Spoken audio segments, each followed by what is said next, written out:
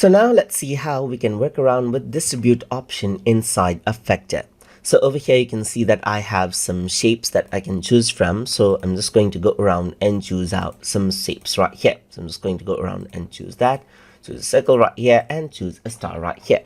So you can see that this is what I have right here. Let me just go around and select this as well, and let me just go around and select this as well. So now let's say I want to evenly distribute space among these particular objects, and in that case I can go around and select them out all right here, and I can go around and right click over here and distribute it out. So I can go around over here onto distribute, and let's say I want to distribute out the center.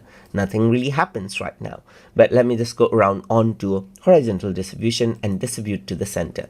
And what happens is that it creates equal space in between these objects, as you can see right here.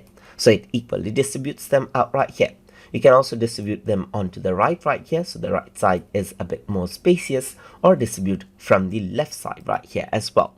So now vertically as well, so let's say for example if this is vertically placed out, let me just go around and squeeze all of these together and then select this. So it takes the top and bottommost area right here, and if I were to go to distribute, then I can go around and distribute vertically from the center, and you can see that it distributes out the object right here.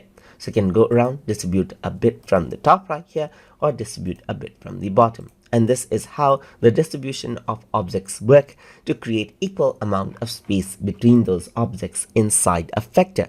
So hope you guys learned something as always. And as always, please like, comment, share, and subscribe.